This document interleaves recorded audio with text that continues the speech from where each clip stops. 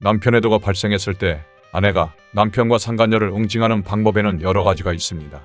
제일 쉽게 생각하는 것은 남편 또는 상간녀가 외도했다는 것을 모든 사람들에게 공개해서 사회적으로 창피를 주든가 소송을 하는 것입니다.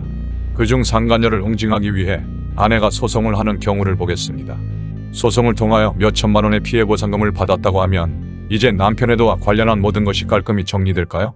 피해보상금을 받게 되면 더 이상 그들을 공격할 명분이 없습니다. 피해를 입은 것에 대한 보상을 법적으로 받았기 때문입니다.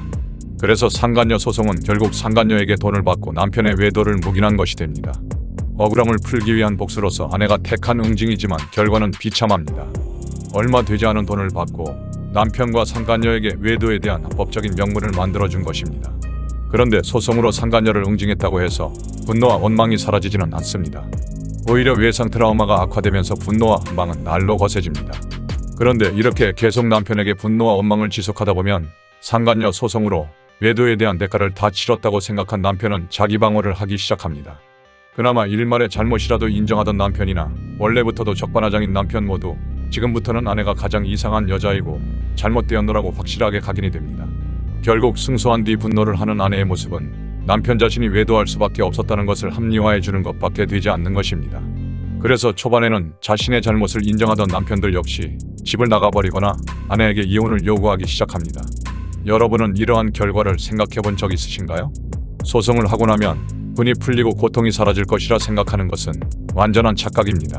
막상 소송을 하고 나면 잠깐의 통쾌함이 사라진 후 더욱 커진 외상 트라우마의 고통과 훨씬 더 심각해진 부부관계를 마주하게 됩니다. 이렇게 자신이 감당하지 못하는 상황에 직면했을 때 할 수 있는 선택은 이혼밖에 없습니다. 그래서 소송과 응징은 외상 트라우마를 치료하고 자신이 행복해져 있을 때 해야 되는 것입니다.